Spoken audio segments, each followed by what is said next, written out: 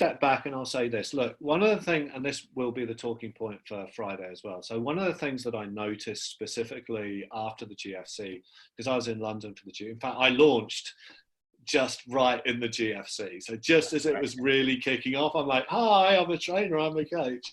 Disaster. I mean, like, out of all the times to launch, that was probably the most interesting and most crazy. The however is I picked up work because I did a lot of redundancy coaching, which is really sad, and like it's not an area that I want to go back to, but it was just that was the first thing that kind of came up. And then so one of the interesting things that really happened post GFC is the money circulation dried up. So banks stopped lending, people stopped spending. There was so much uncertainty. We weren't going to go out and just go, okay, let's go back to where we were and just spend. So companies became much more, how do I put this? Much more conservative about what they were buying. They really wanted to understand the value that they were going to get as a business or a corporation if they were to go and get this training, if they were to buy this product or service, if they were to engage with this idea, whatever it happened to be. And what was really interesting for me is I'd always gone, so I used to direct commercials and things like that. And my sales strategy when I was directing would be as charming as you can be and talk about your features. And that was basically it. And I think a lot of people had that sales strategy, okay? And it was great and it worked well. I didn't win everything, of course not. Nobody ever does win everything. But it enabled me to get a foot in the door, and then I'd spider within the organization. So when I was directing, I worked with some very large corporates as well. And then when I got into sort of coaching and training, I realized that I couldn't rely on the being charming and, talking about my features, because the marketplace had changed, because the money circulation had changed, and people were much more so, how does what you do benefit me? And I had this brilliant moment with one of my first clients, and the lady basically said, look, come in, do some coaching for these 3 people. I want you to do it for free as proof of concept. And if you get the result we hope you get, then we'll talk about other things. Right. So I'm like, awesome. So I made the classic mistake. So I worked with these 3 people, went really well. I get called back in by the HR director, and she goes, so Marcus, let's talk about training. I promised you if you did a good job with these guys, we'd talk about training. So don't worry, we will give you some more coaching. That's awesome. But what have you got for training? And I talked about the thing that I was interested in that moment, which was this whole thing around profiling, because NLP had some really interesting profiling tools. And she looked at me. So for example, introvert, extrovert was one of the things they talk about. And she looked at me and she went, no, we don't need that. I'm like, oh boy. Well, I didn't even go, so what do you need? What do you want? What's going on for you? I didn't even go there. I just went, here's my thing. What do you think? And she kind of went, bye. And I was like, lesson learned. So that was my sort of first foray into selling. But the good news is that she moved companies and took me with her. And so I qualified in sort of late 2008. And by late 2009, I had been invited in to work on this pitch for a media agency. And I think it was the biggest media pitch that they'd ever had in the UK. It was worth something like, so this was 2009, I think it was 180 million pounds. So it's quite a sizable pitch. And what happened is that I kind of had done my master practitioner and gone on a few extra courses around selling and pitching. And I'd come up with this idea that we need to, so everybody always goes, right, Chris, I'm sure you're familiar with this, sell to emotions. We buy on emotion, we justify with logic, right? And I'd heard this and I'd heard it, and I'm like, so what do I do? And I went online and I looked up, here are the emotions that people buy on. So there's fear, there's anger, there's greed, there's this. And I'm like, yeah, it's too generic for me. So I came up with a system where I went, you're an individual, what are your emotional desires, and how do I unlock those, and then how do I position my product or service to help you meet that emotional desire? Yeah. So I came up with this whole strategy, and I remember I had a lot of content, and I get invited into this £180 million pitch, and they had flown, because it's such a big pitch for this media agency, they had flown their global new business director in to kind of oversee the pitch.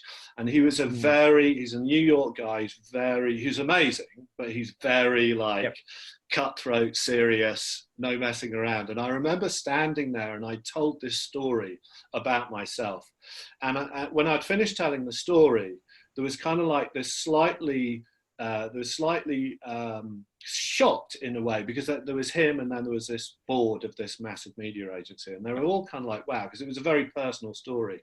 And I said, let me just show you what I did in that story. And I got the flip chart and I turned over the page, and on the next page and the page after that were all of the influencing techniques and strategies that I'd used. And this guy basically sat there and he went, "You're amazing.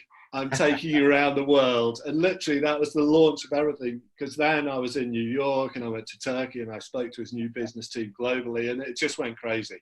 Yeah. And it was because I'd gone, you've got to connect with the person that you're talking to. Yep. You've got to understand what is really important to them.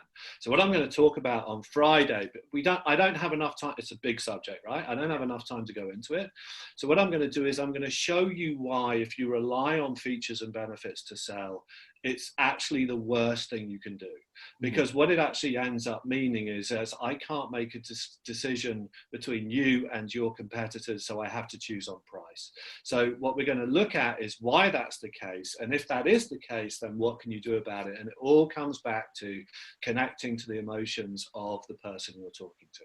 So that's one facet. And if we've got time, I'd love to, because again, I think when money tightens up, I know we're in this strange place right now in Australia where it kind of feels like spending could go either way, right? We could just go back to normal pretty quickly, or we could kind of find ourselves in that slightly tricky environment where there's still enough uncertainty for people to go, I don't know, that feels like a lot of money to me. I'm not sure I'm willing to make that investment.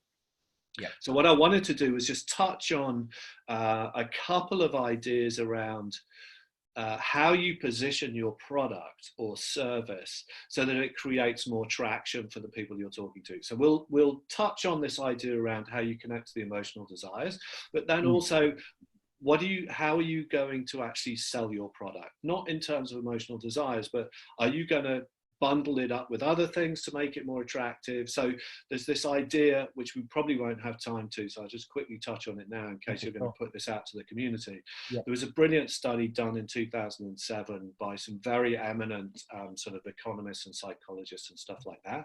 And the study really looked at this idea of when the pleasure of perceived ownership of a product or service exceeds the pain of price we buy.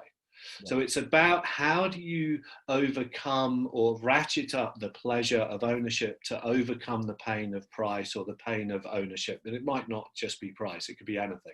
Like if you've got an IT system, for example, it's not just the price of buying it, it's the implementation, it's the disruption. All of those things become a pain point for that client. So you need to create your product in a way that enables that client to go, he's thought of all of those pain points, or she's thought of all of those pain points and just negated them, so I can go ahead and make that purchase decision.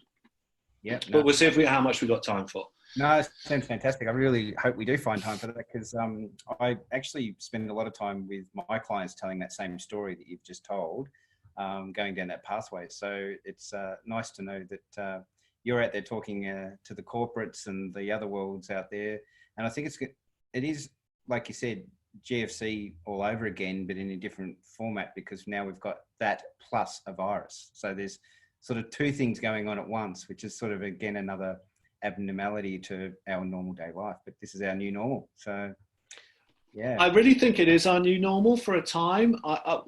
what I'd love to, so I think we've been, again, immensely lucky as a country. We didn't really get hit by the GFC like in the UK and America and all of those kind of things. And I think, again, the virus has really hit the UK and Europe and really hit America. I mean, we've been really lucky. If you look at our kind of stats, we're at 100 people, I think, who have died, whereas the UK's at, I don't know, 30-something thousand already, and it's still going up and stuff like that. So I don't know what it is about Australia. Maybe it is the population density.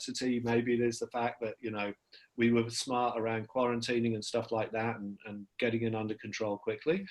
But hopefully, I'm really hoping that, you know, the new normal is you know, a positive place. And the only thing that kind of scares me, and I've had a few conversations recently with people, and it's not just been in the UK, here, or the UK or America, this whole global economy issue, because we are in a global economy now, and everybody's connected with somebody else in some way, shape or form. And I think if there's a real catastrophe in America or Europe in terms of the economy, which is looking fairly likely, then the knock-on effect everywhere is going to be pretty serious. And I think that's something we have to brace ourselves for and just be a little bit mindful of, although we're in Australia. You know, it is different here for sure, but that's another side of it as well.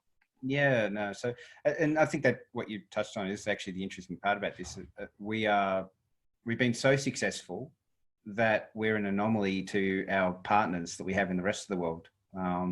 So it's going to be very interesting how we adjust to that, because one of the biggest drivers of Australian economy is we have people coming into our country to do business with us, but when you've got the borders up, they can't. And so even though we can do things digitally, like we're having this conversation right now, as you touched on before we started recording, you lose some of that human element, some of that relationship stuff that you can only get from being in a physical room with each other or physically shaking hands and doing business together. So yeah, it's going to be quite interesting to see how we as a country adjust. And then as you said, a global economy affects things. But I guess on Friday, we're going to be talking to small businesses. So it is going to be a bit of a different approach to, say, some of the corporates that you're dealing with, because they have a totally different effect on, like the roll-on effect you're talking about.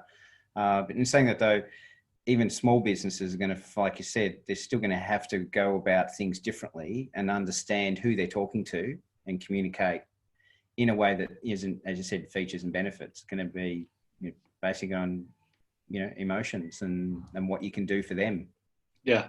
So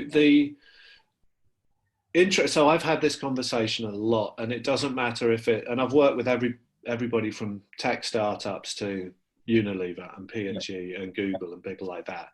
And the conversation's always the same, and it always sort of comes back to, so I'm not, what you're trying to tell me, Marcus, is I shouldn't have a generic pitch that I just go with again and again and again. And I'm like, no.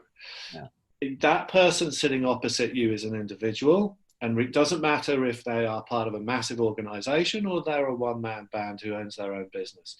They have things that they're trying to do with their life. And if you can understand what those are and offer them a product or a service that helps them go there, then they are more likely to buy than if you go, hey, look, coming back to my point earlier, I've got this amazing stuff on profiling people. Are you interested? And the woman just looked at me and go, no.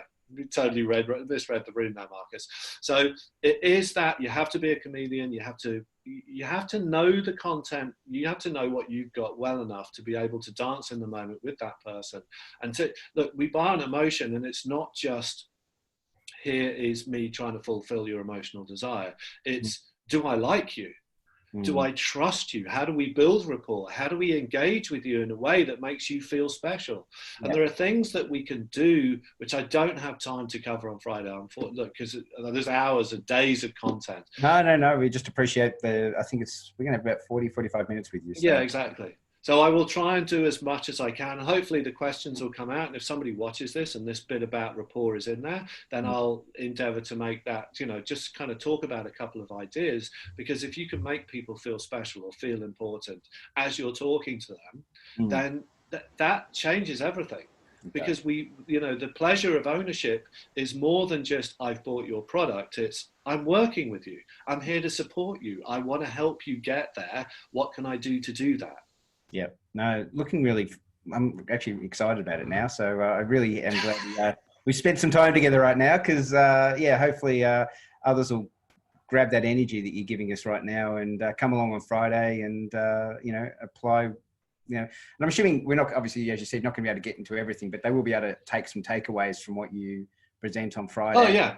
So I will go into it. It really, look, I'll speak as quickly as do you record? I presume you record the sessions, right? So they can watch them back. Yep. Yes. Okay. So I'll go quite quickly, because then they can watch them back. So that we can get to some of the really good content. What I'll do is I'll show you why you have to elicit emotional desires, and then how to do it, and then how do you build out your product offering in a way that makes it really compelling when people are going, I don't know if I can afford this. Yeah, no, I think that's that'll get people in just on that one. So there you go. Well, that's all I'm talking about on Friday. Maybe just cut the rest of it out and just have that. That's it. Done.